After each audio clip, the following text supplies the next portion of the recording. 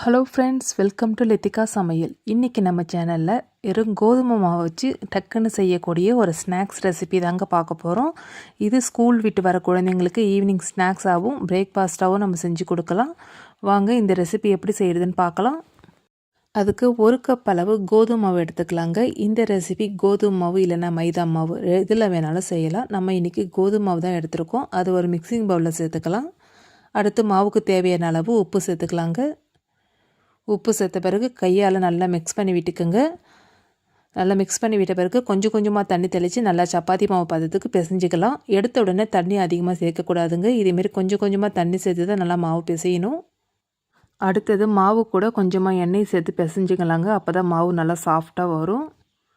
எப்போ சப்பாத்திக்கு மாவு பிசைஞ்சாலும் நம்ம கடைசியாக தான் எண்ணெய் சேர்த்து பிசையணுங்க. அப்போ தான் நமக்கு அந்த பவுல்லையும் கொஞ்சம் கூட மாவு ஒட்டாது, கையிலையும் ஒட்டாமல் நல்லா சாஃப்டாக கிடைக்கும் மாவு. பாருங்கள், இந்த பதத்துக்கு நல்லா மாவு பிசைஞ்சு எடுத்துக்குங்க. அடுத்தது மாவு உள்ளார வைக்கிற ஸ்டஃபிங் ரெடி பண்ணிக்கலாங்க. கடாயில் கொஞ்சமாக எண்ணெயை சேர்த்துக்கலாங்க. எண்ணெய் நல்லா சூடான உடனே 1/2 டீஸ்பூன் அளவு சோம்பு சேர்த்துக்கலாங்க. சோம்பு நல்லா பொரியட்டும். அடுத்து 2 பெரிய வெங்காயத்தை பொடியாக கட் பண்ணி வச்சுருக்கோங்க. அதையும் சேர்த்து லேசாக வதக்கி விட்டுக்கலாம். அடுத்தது இது கூட பொடியாக நறுக்குன்னா பச்சை மிளகாவை சேர்த்துக்கலாம். பொடியாக நறுக்குன்னா கருவேப்பிலையும் சேர்த்துக்கலாங்க. 1/2 டீஸ்பூன் அளவு இஞ்சி பூண்டு பேஸ்ட்டு சேர்த்துக்கலாம். இஞ்சி பூண்டு பேஸ்ட்டு பச்சை வாசனை போகிற அளவுக்கு நல்லா வதக்கி விட்டுக்கலாங்க. இஞ்சி பூண்டு விழுது பச்சை வாசனை போகிற அளவுக்கு நல்லா வதக்கி விட்டாச்சுங்க. அடுத்தது ஒரு கைப்பிடி அளவு துருவன கேரட் சேர்த்துக்கலாம். அடுத்தது ஒரு கைப்பிடி அளவு துருவன உருளைக்கிழங்கு சேர்த்துக்கலாங்க. வேக வைக்காத உருளைக்கிழங்கு தாங்க எடுத்துருக்கேன். உருளைக்கிழங்கு மேல் தோல் சீவிட்டு நல்லா துருவி எடுத்துக்கோங்க. இப்போ தண்ணி சேர்க்காமல் ஒரு 5 நிமிஷத்துக்கு நல்லா வதக்கி விட்டுக்கலாங்க. நம்ம துருவி சேர்த்ததுனால இதை நம்ம தண்ணி ஊற்றி வேக வைக்கணும்னு அவசியம் இல்லைங்க. வதக்கும் போது நல்லா வெந்துடும். இப்போ இதுக்கு தேவையான மசாலாவை சேர்த்துக்கலாங்க. கொஞ்சமாக மஞ்சத்தூள் சேர்த்துருக்கேன். 1/2 டீஸ்பூன் அளவு காரத்தூள் சேர்த்துருக்கேங்க. 1/2 டீஸ்பூன் அளவு கரம் மசாலா சேர்த்துக்கலாம். அடுத்தது இதுக்கு தேவையான அளவு உப்பு சேர்த்துக்கலாங்க. உப்பு சேர்த்து ஒரு மீடியம் ஃப்ளேமில் ஒரு 5 நிமிஷத்துக்கு நல்லா வதக்கி விட்டுப்போங்க. ஏற்கனவே ஒரு 5 நிமிஷம் நல்லா வதக்கி விட்டுருக்கோம். இன்னும் ஒரு 5 நிமிஷம் நல்லா வதக்கி விட்டுக்கலாங்க. அடுப்பு சிம்மில் வச்சுக்கிட்டு கேரட்டும் உருளைக்கிழங்கும் துருவி சேர்த்ததுனால நமக்கு வதக்கும் போது சீக்கிரத்திலே வெந்துருங்க. இப்போ ஃபைனலாக கருவேப்பிலை கொத்தமல்லி தூவி நல்லா கலந்து விட்டுக்குங்க. அவ்வளோதான், நமக்கு ஸ்டஃபிங் ரெடி ஆகிடுச்சு. இந்த ஸ்டஃபிங் இருந்தால் போதுங்க. நம்ம சமோசா கூட செஞ்சு பார்க்கலாங்க. மாவு சப்பாத்தி மாவுக்கு எந்த அளவுக்கு எடுக்கிறோமோ அதோட கொஞ்சம் சின்ன சைஸாகவே எடுத்துக்கோங்க. பாருங்கள், நான் இந்த சைஸ் எடுத்திருக்கேன். இதே மாதிரி எல்லா மாவையும் நம்ம ரெடி பண்ணி எடுத்துக்கலாம். அப்போ தான் ஒரே ஈவனாக கிடைக்கும். நான் எடுத்துகிட்டு மாவுக்கு எனக்கு ஒரு 8 உருண்டை கிடச்சிதுங்க. இப்போ சப்பாத்தி மாதிரி நல்லா திரட்டி எடுத்துக்கலாங்க. ரொம்ப மொத்தமாகவும் இருக்கக்கூடாது, ரொம்ப மெலிசாகவும் இருக்கக்கூடாதுங்க. பாருங்கள், இந்த சைஸ்க்கு இருக்கணும். அடுத்தது நம்ம ரெடி பண்ணி வச்சுருக்கிற ஸ்டஃபிங்கை 2 ஸ்பூன் அளவு சென்டரில் வச்சுக்கலாங்க. இப்போ பூரண கொழுக்கட்டைக்கு இல்லைனா மோமோஸ் மடிக்கிற மாதிரி நல்லா மடித்து எடுத்துக்குங்க. இதுமாரி நான் மடிக்கிற மாதிரி எப்படி மடிக்கிறேன்னு பாருங்கள். அதேமாரி மடித்து எடுத்துக்குங்க. நமக்கு அந்த உள்ளார வச்சுருக்கிற ஸ்டஃபிங் வெளியே வரக்கூடாது. அந்தமாரி நல்லா மடித்து எடுத்துக்கணும். இப்போ மேலே இருக்கிறத நல்லா ஒரு ரொட்டேட் பண்ணிங்கன்னா எக்ஸ்ட்ரா உள்ள மாவெல்லாம் நமக்கு வந்துருங்க. எக்ஸ்ட்ரா உள்ள மாவெல்லாம் எடுத்த பிறகு இதுமாரி கையால் லேசாக ப்ரெஸ் பண்ணி விட்டுக்குங்க. ரொம்ப அழுத்தம் கொடுத்துடாதீங்க.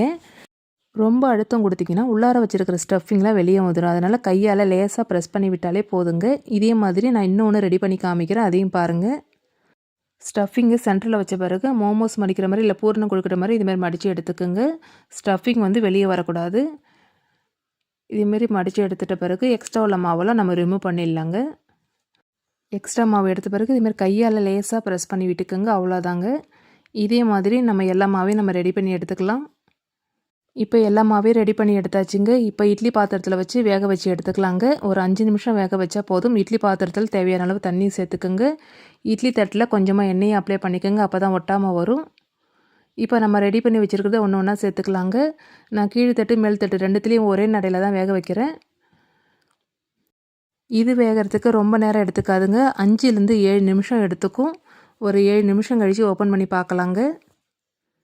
7 நிமிஷம் கழித்து ஓப்பன் பண்ணி பார்க்குறோம். பார்த்தாலே தெரியுங்க, நல்லா ஃப்ளஃபியாக புஸ் புஸ்ன்னு இருக்குது பாருங்கள். நமக்கு கையில் தொட்டு பார்க்கும்போது ஒட்டாமல் இருக்கணும். ஷைனிங்காக ஒரு கலராக இருக்குங்க. தொட்டு பார்த்தாலே தெரியும் நமக்கு வெந்துருச்சுன்னு. இப்போ இதை ஒரு 5 நிமிஷம் நல்லா ஆற விட்டுறலாங்க. 5 நிமிஷம் கழித்து நம்ம ஆறின பிறகு நம்ம எண்ணெயில் பொரித்து எடுத்துக்கலாங்க. அப்போ தான் நல்லா கிறிஸ்பியாக மொறு மொறுன்னு கிடைக்கும். இதை நம்ம அப்படியே சாஸ் தொட்டு சாப்பிட்றதுக்கு கடையில் விற்கிற மோமோஸ் மாதிரி தாங்க இருக்கும்.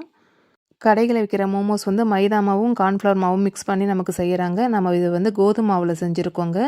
இதை நம்ம அப்படியே சாஸ் தொட்டு சாப்பிட்றதுக்கும் அவ்வளோ சூப்பராக இருக்குங்க.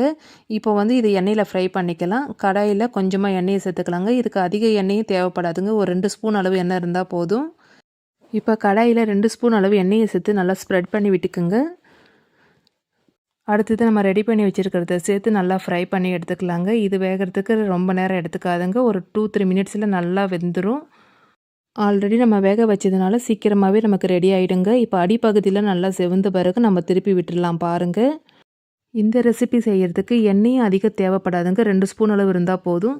இப்போ கொஞ்சமாக கருவேப்பிலையை தூவிக்கலாங்க. இப்போ 2 பக்கமும் நல்லா கலர் மாறினோடனே நம்ம எடுத்துடலாம் பாருங்கள்.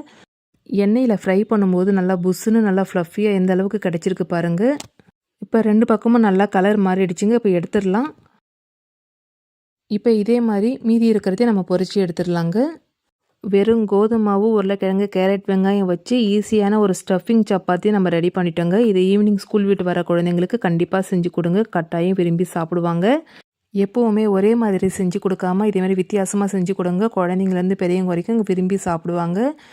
கண்டிப்பாக இந்த ரெசிபியை செஞ்சு பார்த்துட்டு எனக்கு ஃபீட்பேக்கை கமெண்ட்டில் சொல்லுங்கள். இந்த வீடியோ உங்களுக்கு பிடிக்கும்னு நினைக்கிறேங்க. பிடிச்சிருந்தால் லைக் பண்ணுங்கள், ஷேர் பண்ணுங்கள். மறக்காமல் நம்ம சேனலை சப்ஸ்கிரைப் பண்ணிக்கோங்க. பக்கத்தில் இருக்கிற பெல் ஐக்கானையும் கிளிக் பண்ணுங்கள். அப்போ தான் நான் அடுத்தடுத்த போடுற வீடியோ உங்களுக்கு நோட்டிஃபிகேஷனாக வரும். நன்றி, வணக்கம்.